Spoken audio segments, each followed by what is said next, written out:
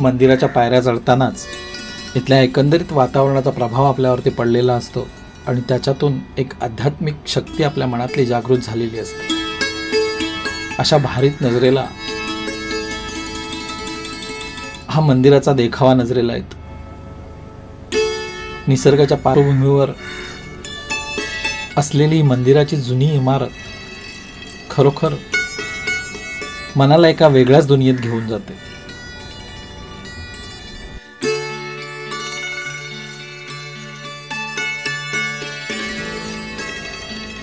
जांभ्या दगडातील चिऱ्यांमध्ये असलेले हे मंदिर खरोखरच पाहण्यासारखं आहे। आजकाल सिमेंट कॉन्क्रीटची मंदिरं त्यांचं प्रमाण वाढलेलं आहे, मात्र या सगळ्या बदलात ही जुनी मंदिरं आज देखील मनाला रिझवून टाकतात, एका वेगळ्या जगात घेऊन जातात, काहीसं निसर्गाजवळ घेऊन जातात। कारण निसर्गाला अनुरूप अशीच ही रचना या मंदिरांची केलेली असते।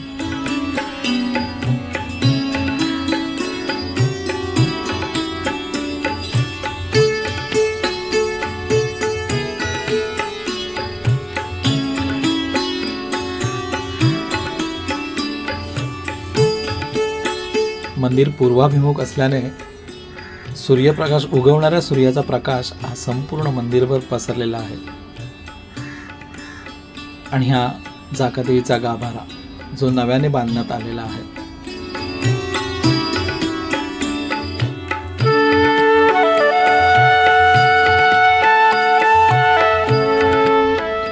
जुन्या बांधकामाला या नवीन सजावटीची लावलेली ही झालर आणि त्यामध्ये सजलेलं हे मंदिराचं रूप खरोखरच आपण एका वेगळ्या ठिकाणी आल्याचं आणि या वेगळ्या ठिकाणी येऊन समाधान पावल्याचं चित्र आपल्या मनात तयार होतं।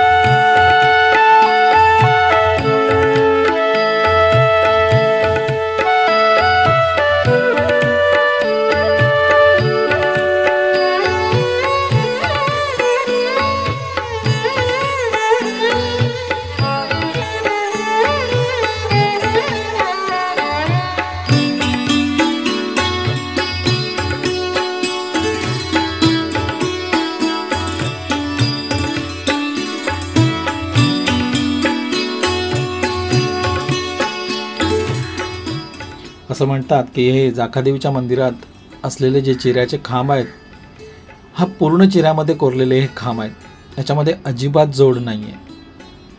म्हणजे त्या काळी देखील साधनं कमी असताना बांधकाम मात्र आजच्या जगाला देखील लाजवेल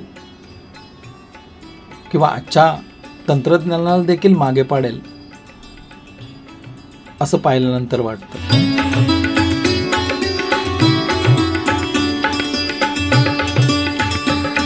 धावपळीच्या जीवनातून 4 क्षण शांतीच्या शोधाचे असतील तर निसर्गासमोर किंवा निसर्गाजवळ जावं असं म्हणतात।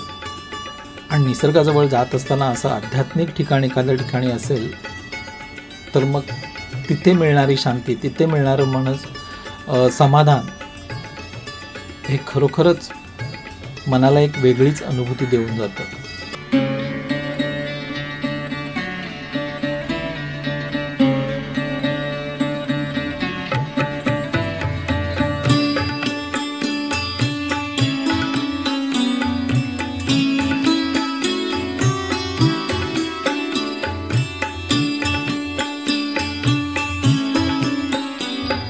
मंदिराच्या आवारातून इतरत्र नजर फिरवताच नजरेला हा विस्तीर्ण कातळसडा दिसतो. त्याच्यावर छोटे किंवा छोटी झाडं दिसतात, परंतु मंदिराच्या पाठीमागे विस्तीर्ण अशी देवराई आहे, जे राखलेलं जंगल आहे.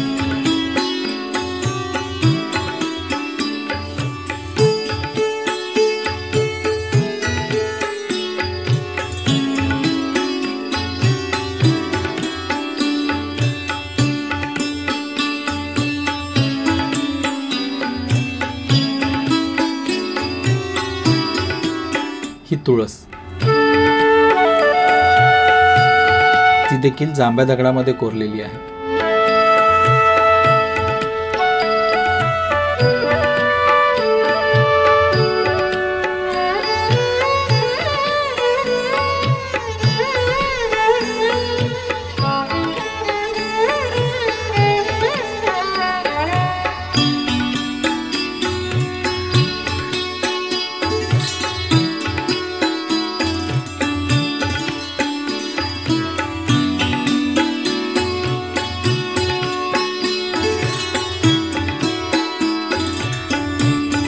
वेगवेगळ्या नजरेच्या कोणातून आपण या मंदिराचं दर्शन घेतो,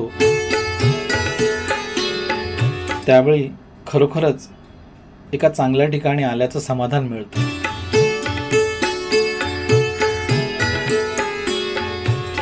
नीरव शांतता म्हणता येणार नाही, मात्र निसर्गाचं असं एक स्वतःचं संगीत असतं. ते संगीत आपल्याला इथे पाहायला मिळतं, ऐकायला मिळतं, अनुभवायला मिळतं. आणि त्यातूनच ही मानवनिर्मित कलाकृती मनाला मोहित करून टाकते.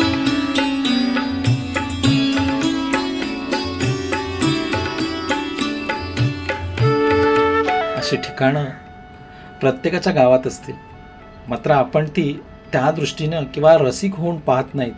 तर ज्यावेळी आपण स्वतःही आवडीनं पाहू आणि जगाच्या व्यासपीठावर आणू, त्यावेळी निश्चितपणे इकडे लोकांचे पाय वळतील.